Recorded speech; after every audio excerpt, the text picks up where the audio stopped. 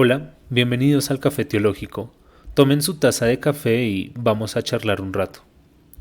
En este tercer encuentro tocaremos temas algo más complicados, pero que funcionan como golpes de martillo, insertando con más fuerza la idea de que la vida cristiana necesita una educación rigurosa.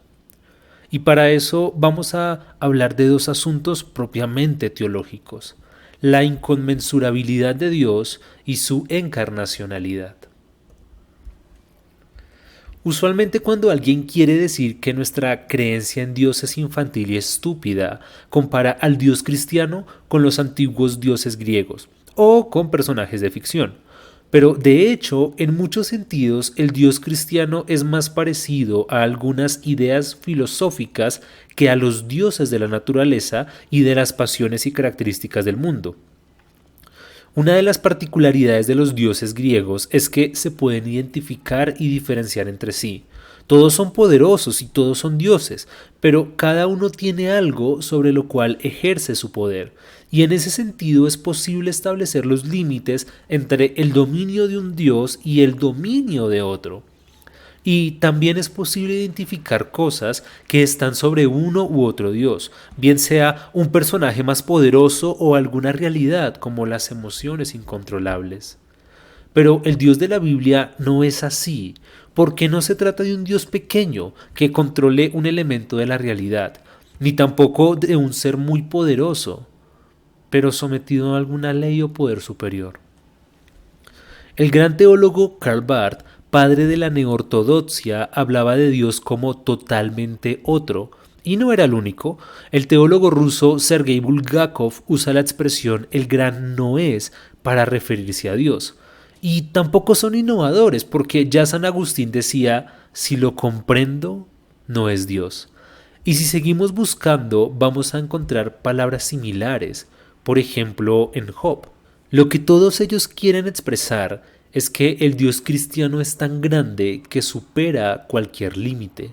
Y como supera cualquier límite, no puede definirse o delimitarse. Lo mejor que podemos decir de Dios es que no es eso que tenemos en la mira. Dios no es una criatura, ni tampoco un muñeco, pero tampoco es una fuerza de la naturaleza. Ni siquiera es la naturaleza misma. Podríamos reunir a todo el universo, todas las cosas conocidas y desconocidas, y sin embargo nada de eso sería Dios. Podríamos congregar todo lo más grande imaginable, el conjunto infinito de los infinitos, el principio primordial de la realidad, la fuerza unificada que explique los fenómenos, el concepto más general posible, y sin embargo Dios seguiría estando más allá de todo. Pues bien, si Dios es tan infinito y tan incomprensible, ¿podemos quedarnos cómodos pensando que ya conocemos a Dios? Para un trabajador, la educación tiene que ver con mejorar sus competencias. Para una sociedad tiene que ver con mejorar todos sus indicadores. Para una disciplina tiene que ver con aumentar su comprensión y también ajustar su sistema. Pero, ¿qué es la educación para nosotros los cristianos? Para la Iglesia, la educación es una forma de adorar a Dios. Es una manera de decir, sé que tú eres infinito. Sé que podría navegar mil mares y cruzar todas las constelaciones y aún así desconocer todo de ti. Eres inconmensurable, inabarcable e inaprensible. Ni siquiera una eternidad bastaría para comenzar a entenderte. Pero una cosa sé, y es que, aunque no pueda entenderte, deseo descubrir algo nuevo de ti todos los días. Y por eso, en lugar de quedarme cómodo con una idea incompleta de Dios, que además se puede volver un ídolo, me lanzo al vacío de lo desconocido, confiando en que al final encontraré de nuevo a Dios. Así, la educación funciona para los cristianos como un mazo que rompe nuestras convicciones y nos recuerda que Dios está más allá de lo que entendemos.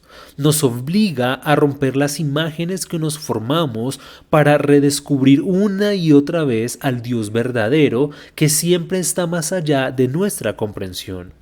Pero al mismo tiempo, la educación nos sirve como un martillo de escultor que en la medida en que estudiamos nos permite pulir, refinar y corregir nuestra imagen de Dios. Ahora bien, tenemos sobre la mesa un segundo concepto teológico, el de la encarnacionalidad.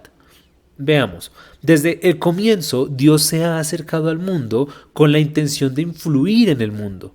Ojo, no de borrarlo y hacerlo de nuevo, sino de transformar lo que ya está hecho. Desde Génesis 1, Dios tiene el propósito de llenar la tierra con su presencia y así transformar la creación. Y de hecho se mantiene en contacto, no solo con Adán y Eva, sino que antes de que Caín mate a su hermano, Dios le advierte del peligro en que está su corazón. Y lo mismo se puede decir de Noé, de Abraham o de Moisés. Dios está en permanente contacto con ellos. Pero sin duda alguna, Jesús es el punto clave para entender esta obsesión de Dios, quien permanentemente se lanza hacia el mundo. De hecho, es curioso y hasta gracioso.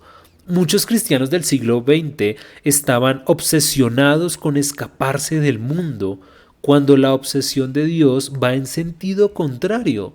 Se trata de sumergirse en el mundo para transformarlo. Dios, quien es inconmensurable, se hace parte de una realidad muy limitada. Limitada porque todo lo material está sometido a las leyes de la naturaleza.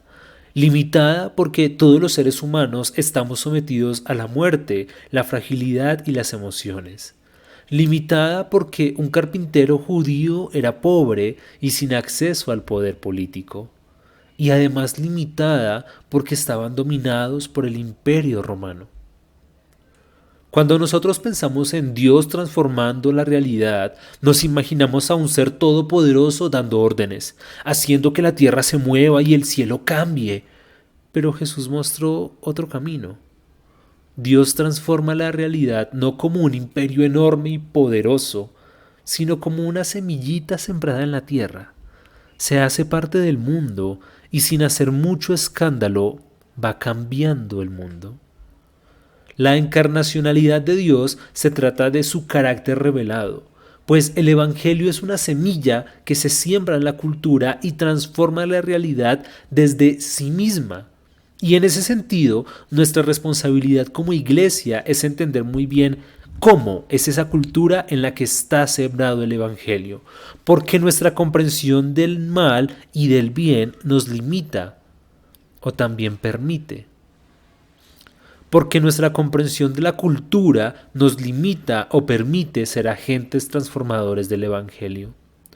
Por ejemplo, en el siglo XX usualmente se creía que los malos actos de nuestra cultura eran tomar mucho licor y bailar en fiestas, pero no entendíamos que las relaciones de pareja violentas también eran pecado, y en consecuencia nuestras iglesias han estado llenas de familias marcadas por la violencia.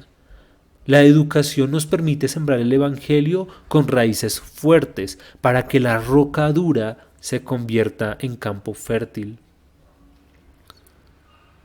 Tenemos que sentarnos a pensar en nuestra realidad latinoamericana desde todos los ángulos posibles, a reflexionar como iglesia acerca de la encarnacionalidad del Evangelio, cómo Dios viene para transformar cada aspecto de nuestra realidad sin que deje de ser nuestra realidad. ¿Debemos reformular nuestras prácticas económicas? ¿Qué hay del funcionamiento de nuestros sistemas políticos? ¿El Evangelio tiene algo que decir sobre la corrupción de nuestras sociedades? ¿Cómo debemos relacionarnos con la biodiversidad de nuestra América? En fin, creo que la educación es una responsabilidad para la Iglesia porque nos permite descubrir más a Dios y a nosotros mismos, entender cómo ese Dios nos llama a transformar nuestra realidad. En fin, Si te gustó este tiempo, compártelo con tus amigos. Suscríbete para que nos encontremos en el próximo Café Teológico.